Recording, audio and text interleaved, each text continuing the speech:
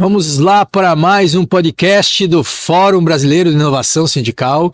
E agora eu trago também para a mesa do podcast do FBIS aqui um amigo conhecido aqui em Santa Catarina pela sua trajetória como professor, pela sua trajetória política, pela sua trajetória agora como comunicador também, né? Me recebeu há poucos dias no seu programa, na Prime TV, para divulgar o FBIS, onde a gente já trocou ideia. Eu fui divulgar o FBIS e convidei ele para vir aqui participar e trazer para o nosso Fórum de Inovação Sindical um debate sobre o direito relacionado com as questões sociais e as questões ambientais, que é um tema muito atual, muito caro e difícil de trazer esse debate na agenda do movimento sindical. Embora nós estejamos num período de pré-COP30, né?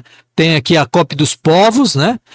A Conferência dos Povos dentro da COP30, mas tem dificuldade de mobilizar no dia a dia o debate da questão ambiental, da sustentabilidade relacionado ao mundo do trabalho. Como é que você vê isso, professor Rogério Portanova? Bom, antes de tudo, eu queria cumprimentar você, Paludo, a toda a organização do evento, foi um grande sucesso. Não deixar de registrar aqui os 50 anos que a PUFS, que o meu sindicato está fazendo, inclusive a festa da nova sede é hoje. Veja que interessante, depois de 50 anos, o que nós recebemos da reitoria foi uma carta de despejo. Sem sede, né? Sem sede. Essa é a vida do sindicato, que no dia a dia tem que matar um leão por dia para poder se alimentar. Então, assim, cumprimentar toda a PUFS, todos os professores, pelo Dia do Professor, que foi recentemente, e pelos 50 anos que nós estamos fazendo, e eu continuo na nossa luta agora como conselheiro, já como aposentado, mas nunca aposentado da luta. Essa é a verdade. Mas sobre a sua pergunta, a gente conversou bastante na nossa intervenção, na nossa palestra, e alguns questionamentos foram feitos de dizer da dificuldade que, às vezes, é o próprio sindicato absorver essa luta ambiental, porque diz, mas se a gente parar com algumas atividades, como o carvão, por exemplo, nós vamos acabar demitindo gente, vai acabar muita gente desempregada, e, enfim, daí a pergunta foi como introduzir e mostrar que essa luta também é dos trabalhadores.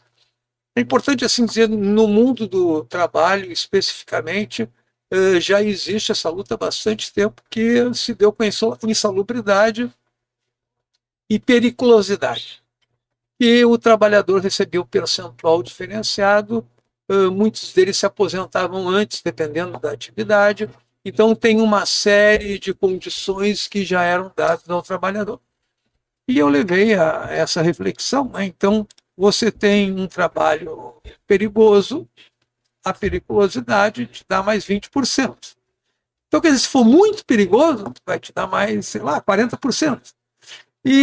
Então, veja bem, um trabalho insalubre vai aumentar um percentual de um salário que já tem a mais-valia colocada no seu próprio salário. Porém, vai diminuir talvez em 30%, 50%, a sua expectativa de vida. Então, na realidade, os trabalhadores... Você vende a tua vida. Perfeitamente. Saúde. Em nome da manutenção de uma determinada atividade, você vende a sua vida. Você vende a sua qualidade de vida. Isso já existe no mundo do trabalho. Sim. A gente vê muitos filmes sobre os mineiros, né? Das minas de carvão.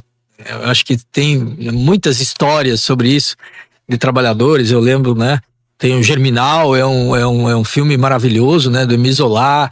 Tem várias outras produções, mesmo com a Netflix, né? Produções mais recentes, interessantes. Mas eu tive a oportunidade, né? Num trabalho feito de pesquisa, lançado ano passado, né? Que foi a biografia do Milton Mendes, que é um advogado trabalhista e que nasceu praticamente dentro do Sindicato dos Mineiros de Criciúma, que é a nossa referência, já foi referência para o país todo, e ele contava a história sobre a questão da pneumoconiose, né, que era a doença dos mineiros por conta da inalação do carvão embaixo da mina, né, e que diminuía a perspectiva de vida. Com 15 anos, os trabalhadores de Minas estavam praticamente inválidos, não tinham mais condições de respirar, né, e portanto se aposentavam, vendiam, né, parte da sua vida, diminuindo, né, o tempo laboral e assim por diante, e que a solução veio de um trabalhador, que disse: se colocar água junto com a máquina que perfura, né, não cria pó.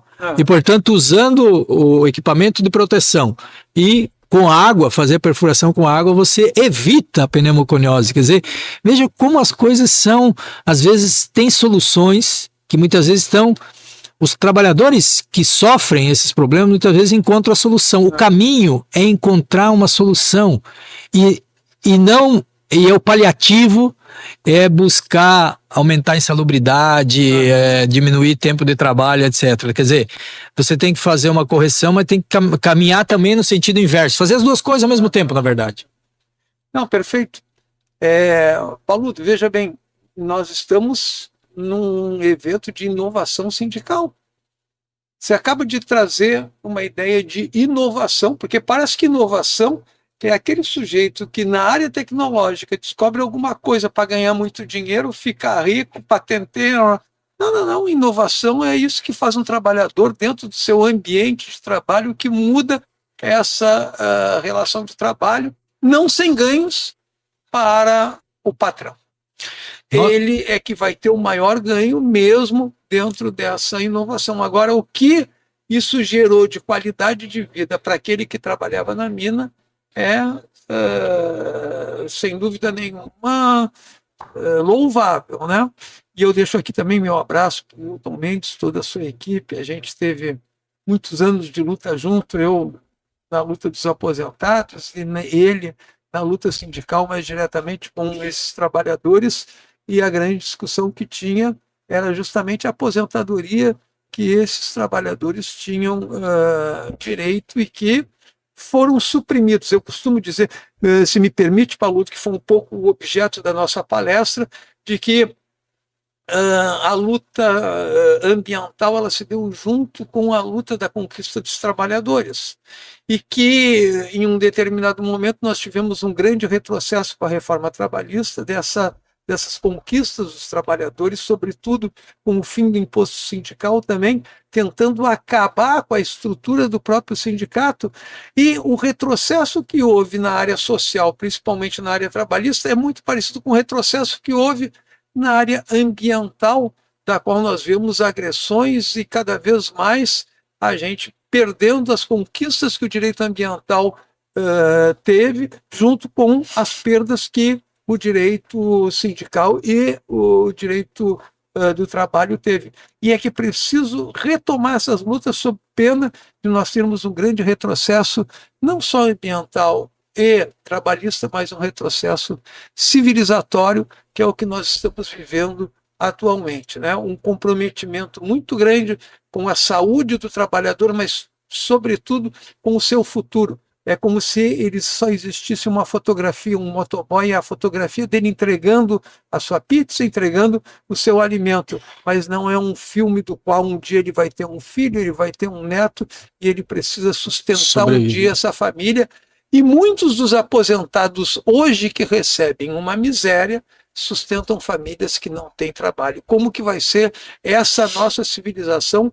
Qual é o tipo de sociedade que nós estamos investindo e criando? Esse é o grande desafio da inovação sindical, da inovação dessa colaboração que existe para a sobrevivência da espécie. E já indo aqui para os finalmente, quero levantar uma bola e você já depois passa os contatos também, porque nós estamos num estado que se vangloria por ser um dos estados que tem um dos menores índices de desemprego, né? Eu vi cartazes aí dizendo que é o menor desemprego do mundo, mas nós vimos também há pouco, quando se aprovou a isenção de imposto de renda até R$5.000, que proporcionalmente Santa Catarina é um dos estados que tem o maior número de trabalhadores com salário abaixo de R$5.000. Portanto, nós temos a maior empregabilidade e um dos menores salários médios do país. né? Então, a conta não fecha, ou seja, a conta fecha porque tem gente ganhando muito dinheiro com esse às custas dos trabalhadores explorados em Santa Catarina. Você, como uma personalidade política desse estado, né? Já disputou várias eleições, inclusive para governo do estado, tem participado de forma brilhante, elevando o debate de candidaturas em várias eleições, né? Para governo do estado, para prefeito, para várias eleições, porque você qualifica, traz um debate qualificado para a mesa de discussão no campo eleitoral. Atualmente você atua também na rede da comunicação. O que você acha que Santa Catarina precisa mudar do ponto de vista de escolha política para que essa realidade seja positiva para os dois lados? Bom, tem coisas do meu desejo que elas ficam restritas a um olhar, vamos dizer, ideológico, um olhar valorativo que eu tenho, e tem coisas que são bem objetivas. As coisas objetivas, que eu diria que o século XIX foi marcado por um sujeito que fez um cálculozinho e que disse que a mais-valia se dá no salário. Que se um trabalhador ganha 7 e produz 10, a acumulação primitiva do capital fica com 3. Então, um trabalhador ganha 7, dos 10 trabalhadores, o patrão ganha 30 sem trabalhar. E cada um deles ganha 7. O que Marx descobriu? Que se houvesse um equilíbrio entre a produção e o trabalho, não existiria acumulação primitiva do capital, nós teríamos uma melhor distribuição. Com melhor distribuição, uma melhor qualidade de vida, o trabalhador trabalharia melhor e o produto seria distribuído por todos, gerando um comércio mais dinâmico e, ao mesmo tempo, sem as classes sociais, ou seja, um maior equilíbrio. Esse é um cálculo simples que mesmo quem não entende nada de Marx entendia como é que se dava a acumulação primitiva do capital. Os trabalhadores da Uber entendem esse cálculo que é 25% do custo de uma corrida é para pagar os custos, que eu acho que está subvalorizado, né? 25% para pagar o trabalho e 50% para a plataforma. Veja que é muito pior do que essa conta que você vai, entendeu? É 50% da plataforma, então, numa corrida de R$10, R$2,50 para pagar os custos, e aí a gasolina não dá nem para ligar o carro, R$2,50 para pagar o trabalho dele e R$5 para a plataforma. Então você calcula os R$5 por 1 milhão. Então, por 1 milhão de trabalhadores, o trabalhador vai ganhar R$2,50. E a plataforma vai ganhar 5 milhões por corrida. Olha, isso que é uma diferença de acumulação primitiva de capital. Aí é que tá. Veja bem, você traduziu, eu estou dizendo assim, está faltando um sujeito tipo Marx, porque o grande objetivo de Marx era substituir academicamente Hegel na sua cátedra. E ele nunca foi, como é que se diz, prestigiado na academia. E é por isso que ele escreve compulsivamente. Ninguém escreveu tanto quanto Marx, não tem um intelectual, pode pegar Kant, Hegel, ninguém escreveu tanto. Por quê? Ele queria provar que ele superaria o melhor teórico, filósofo da época, que era Hegel. E ele chega a esse código que qualquer pessoa analfabeta entende como é que se dá a acumulação primitiva do capital. O que está faltando? O que o Paludo talvez seja o nosso novo Marx, né?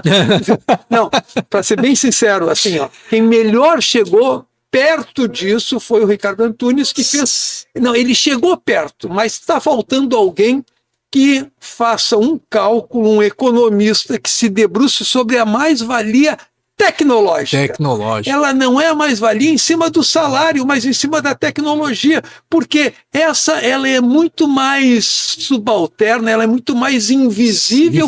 Do que a mais-valia que dava acumulação primitiva. Não é acumulação primitiva, é a primitiva secundária e a terciária. Tudo isso se dá do ponto de vista tecnológico, do qual eles ainda ideologicamente, antes Marx dizia, ele acha que ele é dependente do capital, ele não é o capital que é dependente do trabalho. Hoje, o mais impressionante é que pessoas que trabalham nessa lógica se acham empresários. Eu sou o dono do meu negócio. Isso ideologicamente está dizendo que você não é subordinado a ninguém quando você não tem nenhum futuro e você está num regime pior do que o da escravidão. Mas isso não sou eu, tá? Marx já fez esse cálculo, só que agora nós potencializamos com a questão tecnológica. Falta alguém fazer o cálculo da mais-valia tecnológica, que foi o que você traduziu aqui, só que no meu entender tem elementos simbólicos que potencializam Sim. esse tipo de acumulação, Sim. que é muito pior do que o que aconteceu durante o período inicial do capitalismo. Tem uma ideologia embutida aí, uma ideologia embarcada nesse processo. Portanova, gratidão mais uma vez aqui pela sua aceitar o convite, né? Disponibilidade do seu tempo de vir aqui. Manda um abraço para todos os professores da UFSC, os trabalhadores da UFSC, né?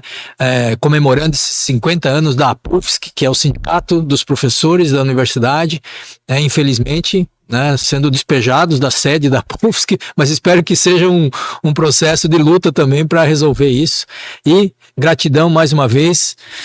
Está convidado aqui para continuar esse diálogo que é muito importante. Obrigado, Paulo. Para terminar, eu queria dizer assim aos conservadores desse Estado que nós somos conservadores. Nós queremos conservar as conquistas dos trabalhadores, nós queremos conservar a natureza e nós queremos conservar a possibilidade de futuro e não a destruição dele. Que conservador que nós temos nesse Estado, me diga. Obrigado aí, gente. Um abraço. Continue com o podcast do FBIS 2025.